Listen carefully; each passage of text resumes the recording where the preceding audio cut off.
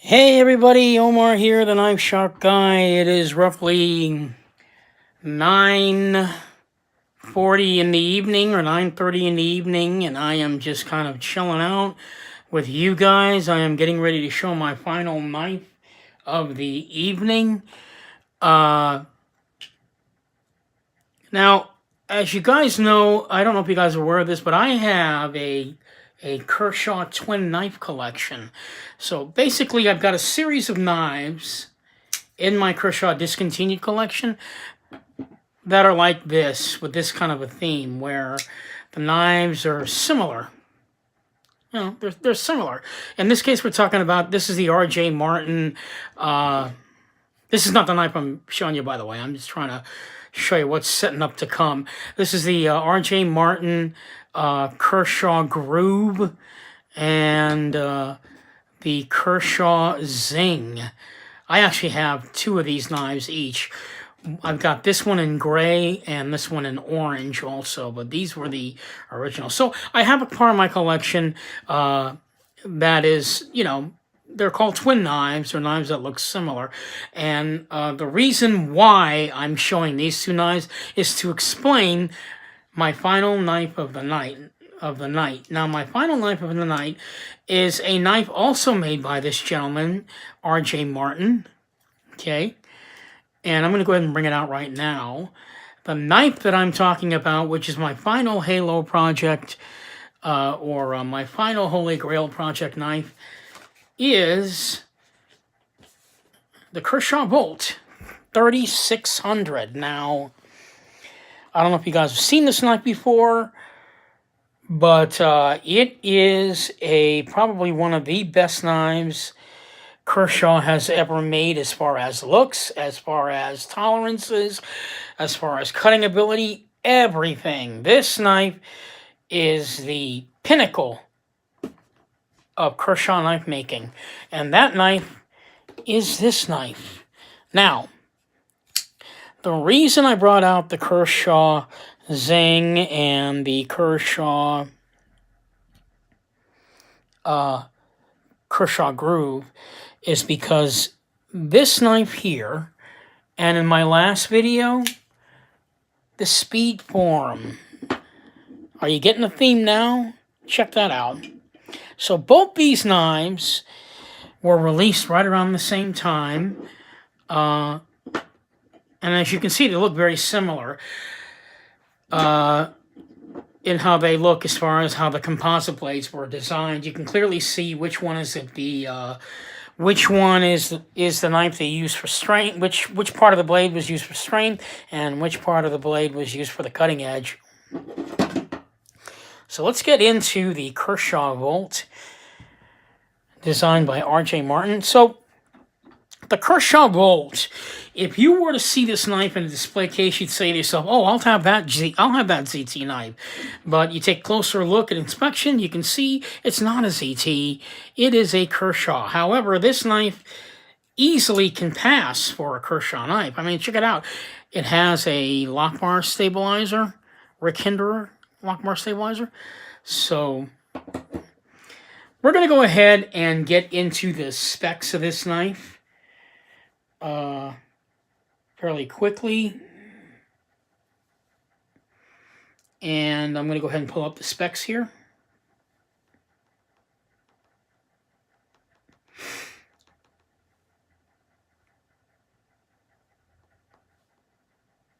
I think next time I'll be better prepared. And we will go through this piece here.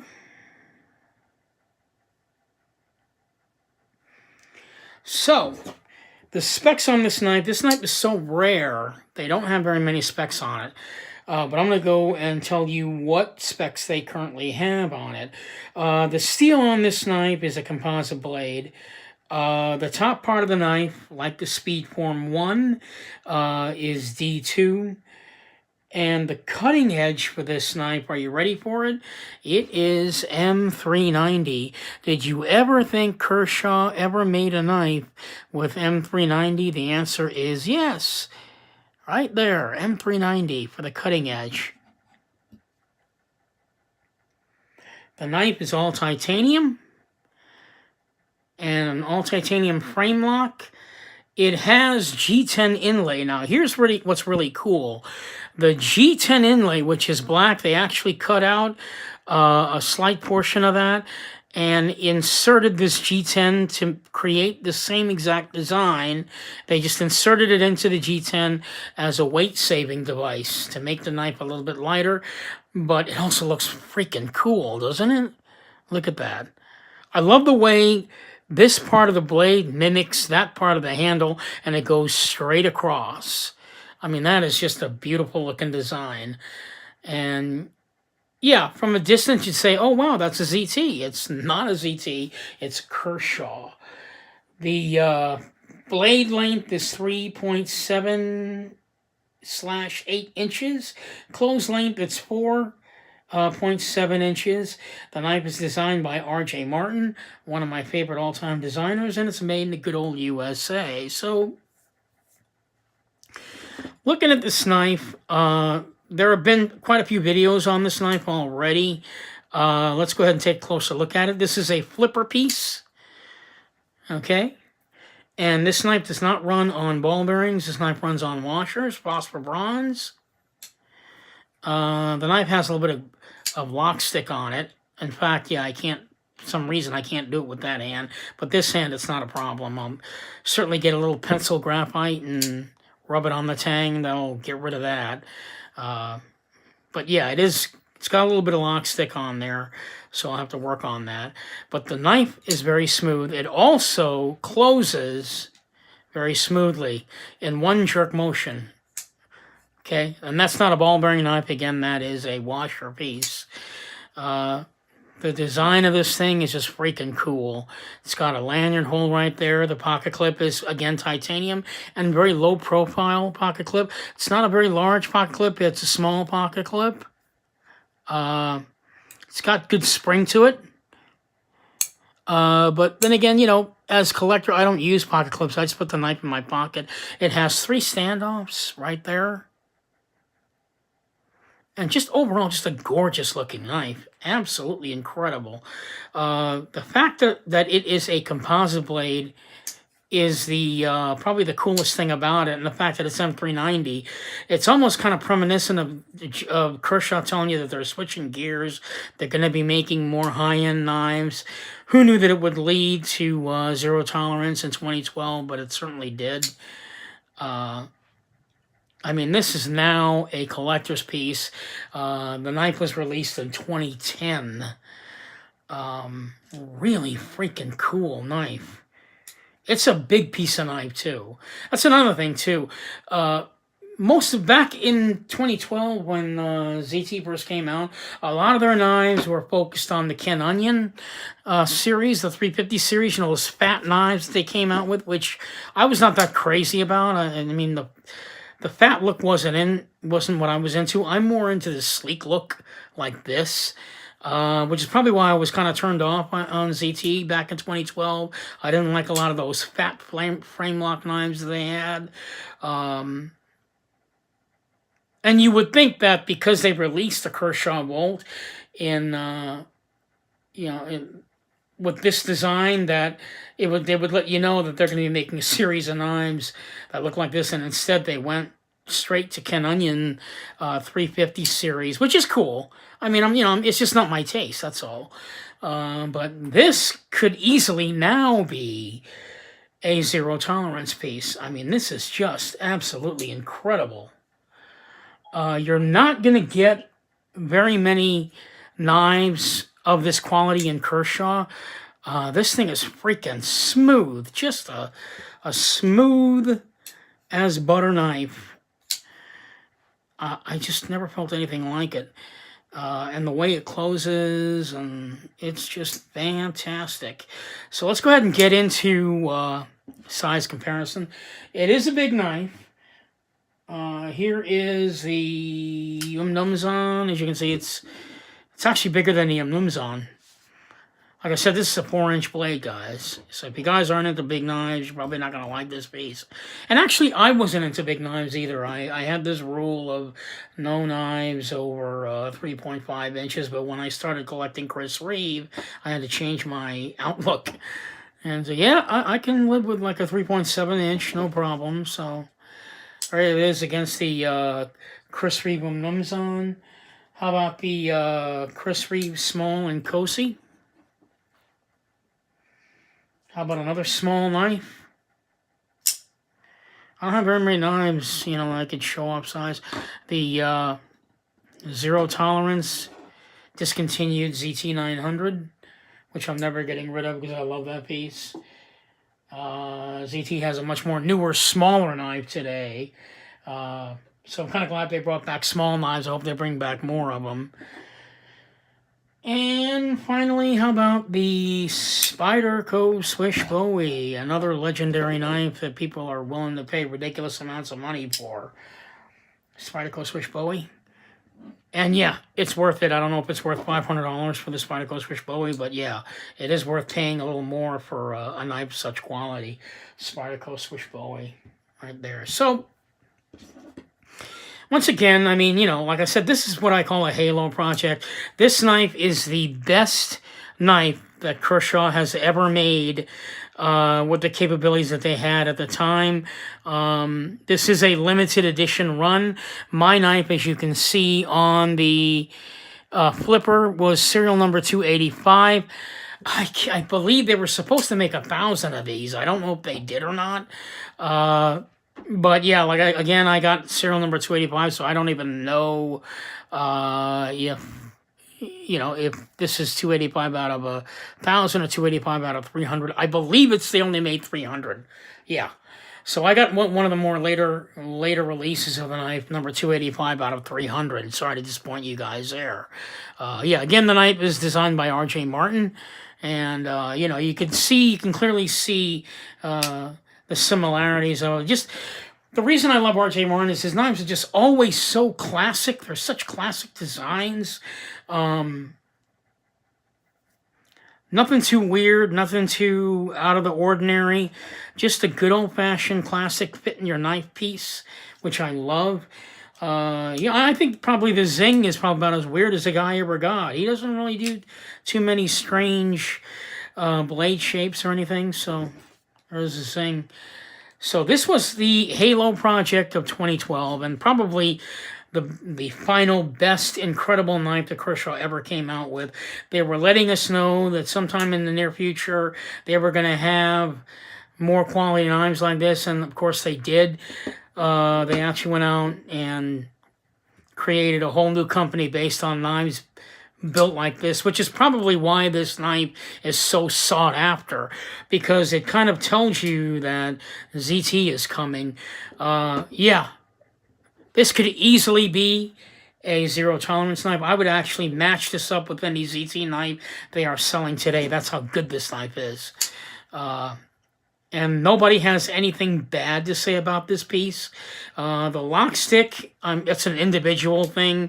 Like I said, you just rub a little pencil graphite on the tang, and that'll be gone.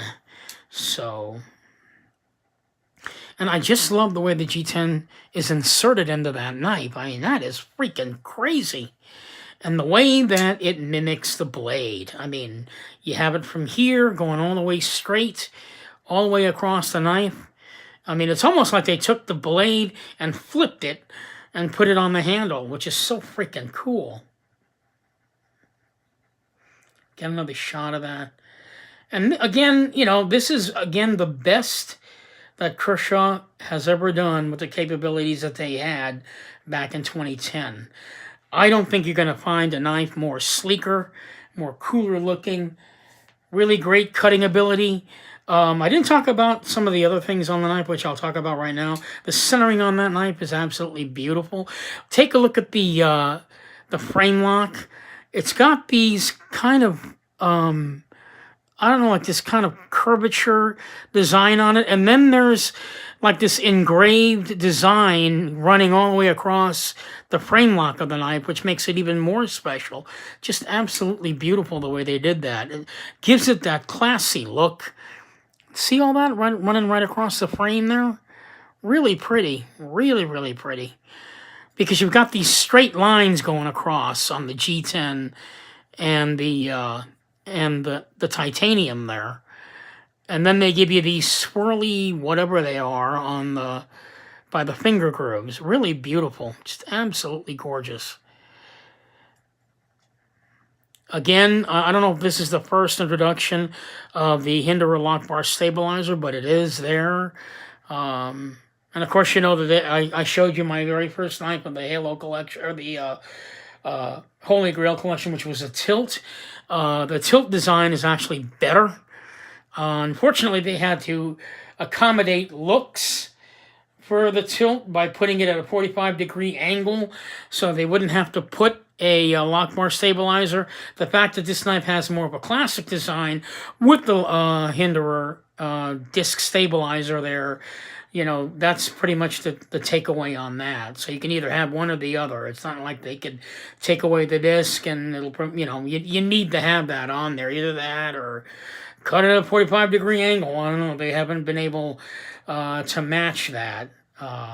Don't know if they ever will, but they're innovating all the time on knives, and this is a look at the very first time they decided to create a superior piece. So there you have it, the Kershaw Volt 3600. Another thing, you guys are probably familiar with the Kershaw Volt SS, which is an aluminum scale knife, titanium, roughly a 3.5-inch blade. It is a much cheaper version of this knife, which is the all titanium 3600.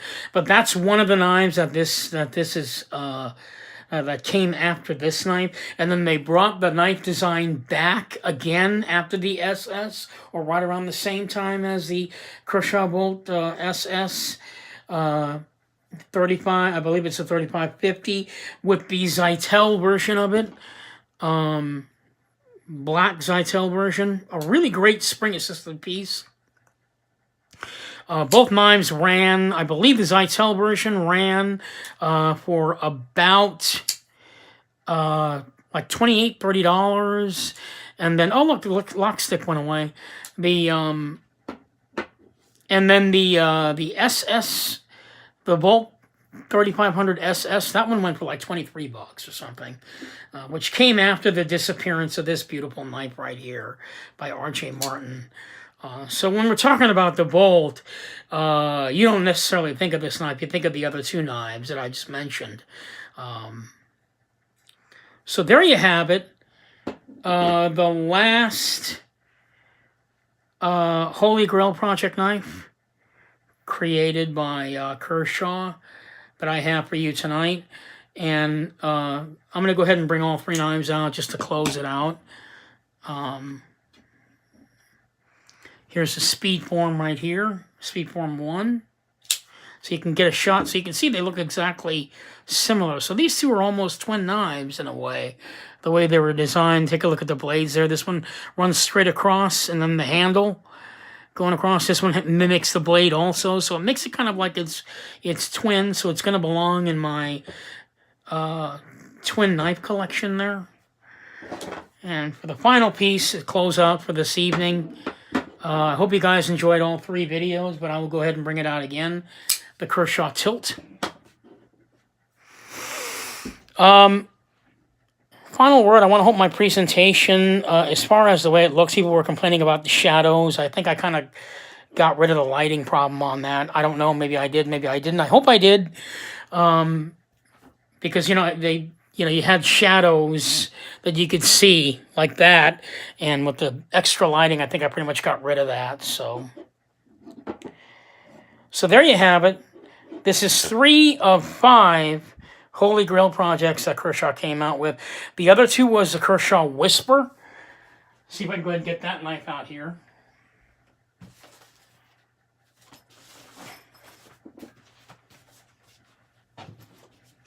Still here, guys, so hang on. Got a while. pull that knife out.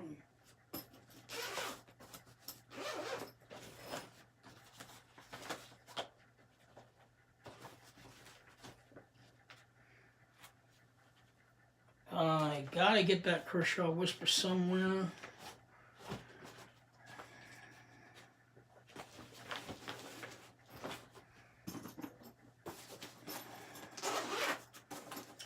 Just hang on there. Sorry for the wait. Here we go, the Kershaw Whisper, which is this knife here. Sorry about that. I'm going to move all these up. So these were all Kershaw Halo projects at one time. This one was designed by Ken Onion. This is just a production model. There's no particular designer associated with this piece. Neither is this knife. This one was designed by R.J. Martin. The fifth piece was the 40th anniversary Ruby. I will be getting that knife soon from a friend of mine who I want to give a quick shout out to. Hey, Lucas, how you doing? He's going to be selling me my final piece in my, I guess I'm going to call it the quinfecta of Holy Grail Project knives, made by Kershaw. So there you have it, the Holy Grail collection with one missing, which I'll be getting soon. This is Omar, the Knife Shark guy, signing off. And before I close, and I know it's a pretty long video, you guys will probably wind up getting every knife you ever wanted. I did so far. I've had no trouble. Eventually, somewhere down the line, those of you guys that are into beginning knife collecting, you will find somebody out there that's got what you want, and they will sell it to you for a reasonable price. I have no doubt. That's what happened to me. And you meet some really nice people there. Online, they'll sell you stuff. So good luck to all you guys, and I hope you find one of these four, or maybe all four of these in your collection. So this is Omar, the Knife Shark guy, signing off, hoping you'll find one of these in your sharp art collection. Omar, the Knife Shark guy, signing off. Giving you one last quick look at my final piece for the evening. The Kershaw Volt 3600. Designed by my favorite guy, R.J. Martin. Omar, the Knife Shark guy, signing off. Have a good evening.